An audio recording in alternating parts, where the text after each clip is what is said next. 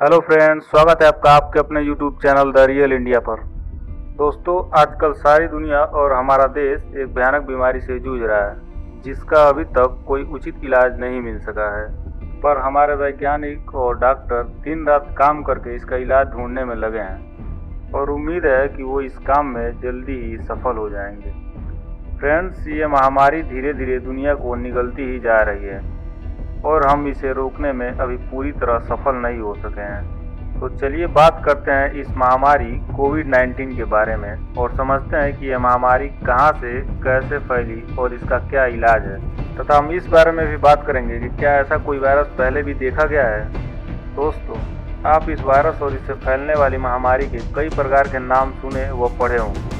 तो फ्रेंड्स, इस महामारी का नाम WHO के अनुसार कोविड-19 रखा गया, अर्थात CO का मतलब कोरोना और VI का मतलब वायरस तथा D से डिजीज है, तथा 19 का मतलब कि यह बीमारी 2019 में आई थी। इस प्रकार कोविड-19 का मतलब ये हुआ कि कोरोना नामक वायरस से फैलने वाली बीमारी जो 2019 से शुरू हुई।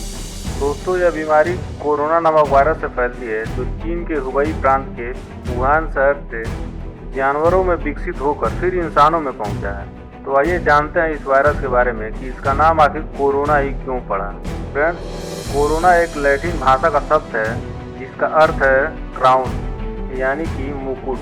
दरअसल ये वायरस कई प्रकार के वायरस का समूह है और जब इस वायरस को इलेक्ट्रॉन माइक्रोस्कोप से देखा गया तो इसके इर्द गिर्द चारों ओर कांटों की तरह शाखाएं उगी हुई दिखाई दी, जिनका आकार मुकुट की तरह ही दिख रहा था। और इसका एक कारण यह भी है कि जब सूर्यग्रहण के समय चंद्रमा सूर्य को ढक लेता है, जिससे चंद्रमा के चारों ओर सूर्य की किरणें कुछ इस प्रकार से दिखाई देती हैं जो चारों दिशाओं में फैल रही होती हैं, जिसे कोरोना कहते हैं। तो इन्हीं कारणों से इस वायरस का नाम कोरोना पड़ा। दोस्तों, इस वायरस को नोवेल कोरोना वायरस भी कहते हैं, जिसका अर्थ यह है कि यह एक नए प्रकार का वायरस है जिसे इंसानों में इससे पहले कभी नहीं देखा गया, और इस वायरस का असली नाम भी यही है। शुरुआत में तो इस वायरस का नाम सार्स कोरोना वायरस 2 था, यानी कि यह वायरस भी 2002 में फैले सार्स कोरोना वायरस के फैमिली का ही है। परंतु अब आप ये सोच रहे होंगे कि क्या इस वायरस को पहले भी कभी देखा गया था या इससे पहले भी कभी यह फैल चुका है। दरअसल फ्रेंड्स, यह कोरोना नामक वायरस का ही एक प्रकार है या उसी फैमिली का एक मेंबर है। अब तक कोरोना वायरस के कुल 7 प्रकार देखे गए हैं जो इंसानों में फैल चुके हैं। आपको बता दें कि ये ऐसे वायरस हैं जो पहले जानवरों में विकसित होते हैं और फिर बाद में इंसानों में जानवरों का मांस सेवन करने या किसी प्रकार से संपर्क में आने से ये इंसान में फैलते हैं। दोस्तों, ये वायरस भी जानवरों से इंसानों में आया है तथा इस प्रकार के जानवरों से इंसानों में आने वाले इन वायरस को जूनेटिक वायरस भी कहते हैं। इसी प्रकार सार्स कोरोना वायरस भी जानवरों से ही इंसानों में आया था।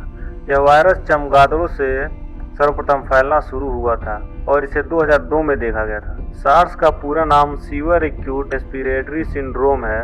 और फ्रेंड्स, तीसरा कोरोना वायरस जो 2012 में फैला था उसका नाम मर्स यानी कि मिडिल ईस्ट रेस्पिरेटरी सिंड्रोम है। यह वायरस भी कोविड-19 और सार्स की तरह ही जानवरों से इंसानों में आया था और ये वायरस सबसे पहले दुबई में मिला था, जो ऊँटों से इंसानों में फैलना शुरू हुआ था।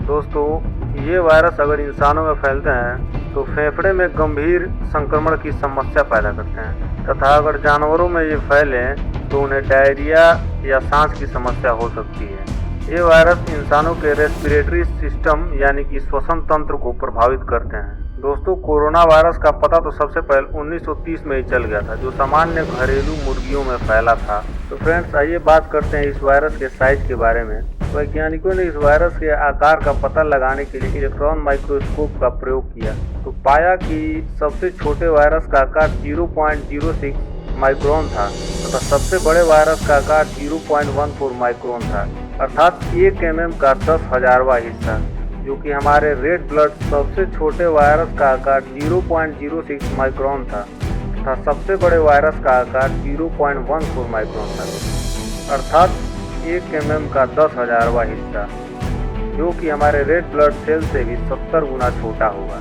फ्रेंड्स, ये सारी बातें तो हुई वायरस के बारे में, पर चलिए अब बात करते हैं कि इसके लिए रोकथाम के क्या उपाय हैं। दोस्तों, अभी तक इसका इलाज न निकल सकने के कारण डॉक्टर्स का कहना है कि इसका रोकथाम ही इसका इलाज है। और फ्रेंड्स, इसके रोकथाम के लिए हम मास्क का प्रयोग कर रहे हैं और सैनिटाइजर का भी प्रयोग कर रहे हैं और साबुन से भी हाथ धोने की सलाह दी जा रही है। तो कई लोगों का ये भी कहना है कि इस वायरस को मास्क से नहीं रोका जा सकता है। तो आइए जानते हैं कि क्या सच में इसे मास्क से रोका जा सकता है या नहीं। दोस्तों, आपने अक्सर देखा होगा कि मार्केट में कई प्रकार के मास्क अलग अलग दामों में मिल रहे हैं, क्योंकि इनके वायरस को रोकने की क्षमता अलग अलग होती है। और जिनके पास मास्क उपलब्ध नहीं है या जो खरीद नहीं सकते, वो साधारण रुमाल से लेकर गमछे व अलग अलग प्रकार के सूती कपड़ों का भी इस्तेमाल कर रहे हैं। फ्रेंड्स, मास्क भी कई प्रकार के होते हैं, जैसे कि सर्जिकल मास्क यानी कि जो मास्क डॉक्टर सर्जरी करते समय यूज करते हैं, तथा N95 मास्क तथा N99 मास्क तथा ऑस्ट्रेलिया में N95 मास्क जिसे कि P2 मास्क भी कहते हैं। तो आइए समझते हैं कि ये अलग अलग प्रकार के मास्क क्यों हैं। और फ्रेंड्स, इन मास्क की क्षमता को चेक करने के लिए डॉक्टर्स ने नर्सेस को सर्जिकल मास्क तथा N95 मास्क पहनाकर कुछ एक्सपेरिमेंट्स किए, तो पता चला कि ये दोनों मास्क लगभग बराबर काम करते हैं, पर N95 थोड़ा ज़्यादा बेहतर है। फ्रेंड्स, आपको बता दें कि N95 मास्क 0.007 से लेकर 0.01 माइक्रोन तक के वायरस को रोकने में सफल है, जो कि कोविड-19 से कई गुना छोटा है, जो कि इस वायरस से भी कई गुना छोटा है। दोस्तों, N95 मास्क को लगाकर अगर हम सामान्य गति से सांस लेते हैं तो यह 95% तक वायरस को रोक देता है, तथा अगर हम जोर से सांस लेते हैं तो यह 90% वायरस तक को रोक सकता है। और इसी प्रकार N99 मास्क 99% वायरस को रोक सकता है तथा सर्जिकल मास्क 80% वायरस तक को रोक सकता है। फ्रेंड्स, ये तो बात हुई मास्क की। अब बात करते हैं कि अगर हम सामान्य सूती का कोई कपड़ा या रुमाल वगैरह प्रयोग करते हैं तो यह किस हद तक वायरस को रोकने में सक्षम है। फ्रेंड्स, दरअसल सामान्य रुमाल की एक परत 28% वायरस को रोक सकता है, तथा अगर इसे 2 परत कर लें तो यह 60% वायरस को रोक सकता है। तो फ्रेंड्स, इस प्रकार से मास्क द्वारा हम वायरस को रोक सकते हैं। तो दोस्तों, कैसी लगी हमारी वीडियो कमेंट में ज़रूर बताएं और इस चैनल को सब्सक्राइब करें। थैंक यू, धन्यवाद।